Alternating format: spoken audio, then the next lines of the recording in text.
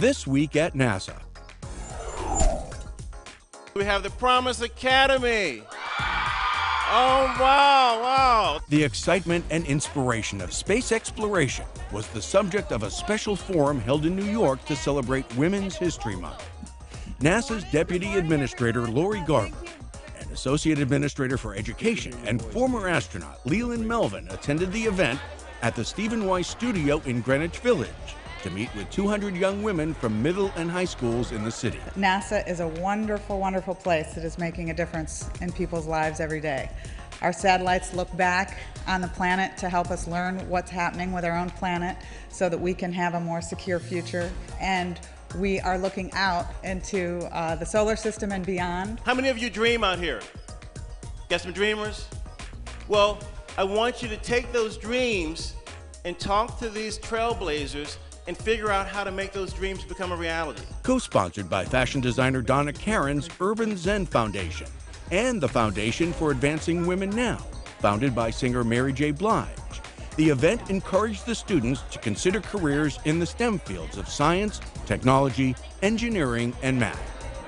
The students also uplinked their questions to NASA astronaut Katie Coleman, orbiting 220 miles above the Earth on the International Space Station. What is your normal daily routine while in space? I float out of my cabin and I start reading right away on the computer about what we're going to do that day. I'll have already seen the plan from the day before and studied the things that I need to study for that day, but we always look for last-minute updates. This Earth to Space exchange was one in a series held in conjunction with educational organizations worldwide and is an integral part of NASA's Teaching from Space program. Well, Tony, it is so much fun up here. With the date of their scheduled launch to the International Space Station fast approaching, the 3 Expedition 27 crew members not yet in space were honored as they departed the Gagarin Cosmonaut Training Center in Star City, Russia. NASA astronaut Ron Garan and Roscosmos cosmonauts Andrei Borisenko and Alexander Samokochev will conduct a series of pre-launch activities at the Baikonur Cosmodrome in Kazakhstan before lifting off in their Soyuz TMA-21 spacecraft for the ISS on April 4th. 2 days later, they'll join Expedition 27 Commander Dmitry Kondratyev and flight engineers Katie Coleman and Paolo Nespoli aboard the orbiting complex. The cargo that Space Shuttle Endeavour will carry to the International Space Station joined the orbiter at the Kennedy Space Center's Launch Pad 39A. Endeavour's final mission, STS-134, will be to deliver the Alpha Magnetic Spectrometer 2 and the Express Logistics Carrier 3 to the ISS. The AMS is a particle physics detector designed to operate from the station and search for various types of unusual matter, while the carrier is a platform filled with spare parts for station operation. STS-134 ULF-6 will be the 134th mission for the Space Shuttle program.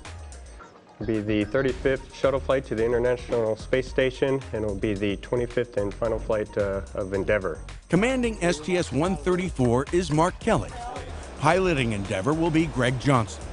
Serving as mission specialists are Mike Fink, Drew Feustel, Greg Shamatov, and European Space Agency astronaut Roberto Vittori. The shuttle, for me, is nothing else than the father of anything that will fly in the future at hypersonic speed and will make our world much smaller. It's a bittersweet privilege to be taking Endeavour on its last flight, delivering the last major piece to the ISS.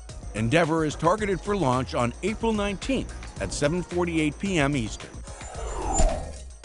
NASA Administrator Charles Bolden was the guest speaker at the Marshall Space Flight Center's Small Business Alliance meeting.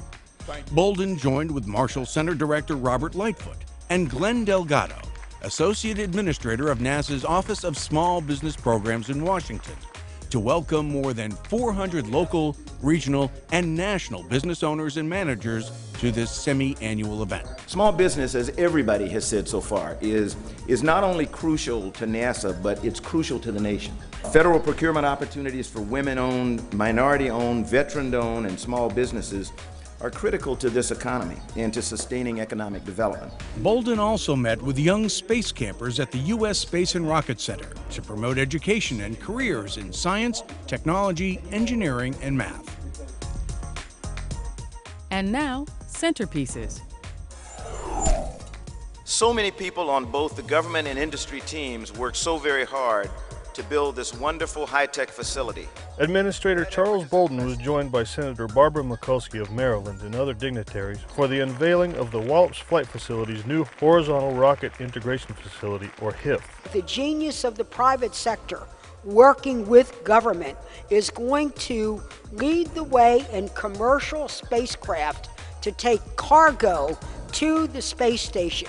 So the space station can continue the innovation and discovery, be the national laboratory in the sky. HIF will support the launch of medium-class missions. The first commercial customer scheduled to utilize this new addition is Orbital Sciences Corporation of Dulles, Virginia. As we look ahead, we now anticipate regular cargo launches to the ISS from Wallops, providing a source of high-quality jobs for this region and a new draw for visitors here. Orbital has moved its Taurus II vehicle into the facility this month for its planned launch later this year.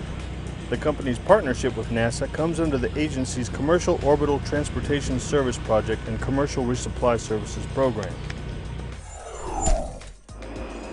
Assembly of the first J2X, dubbed Engine 10001, is in full swing at NASA's Stennis Space Center. The J2X is designed to be a highly efficient and versatile rocket engine and has the ideal performance characteristics to power the upper stage of a heavy lift launch vehicle. J2X engine assembly, as you can see behind me, is in full swing. Parts are rolling in from the DeSoto campus where they're being manufactured and final machined. Engine assembly started with the main combustion chamber because basically the rest of the engine hangs on that. The turbo machinery is next, the oxidizer and fuel turbo machinery, and those have now been installed. The inlet ducts went on soon after that, and that's kind of the state of where we are now. Well, with the original design, we figured exactly how the engine should go together. But of course, this is our first time building the engine, and so we're going to learn things as we go. In addition, we've used Delmia simulations where we can actually take the 3D model and put a human in there to tell exactly how to assemble the engine and take different parts off and put different parts on. That's been really helpful. Well, we spent the last 10 months working on the A2 test stand to convert it from Space Shuttle main engine testing to J2X engine testing. Some of the modifications were on the plumbing systems for the cryogenic propellants and the gases, some structural modifications to accommodate the different access requirements and mounting for the engine, and also the electrical system upgrades involving the control system. The J2X is designed and built by Pratt & Whitney Rocketdyne of Canoga Park, California for the NASA Marshall Space Flight Center. Hot fire testing of Engine 10001 is targeted for later this summer at Stennis.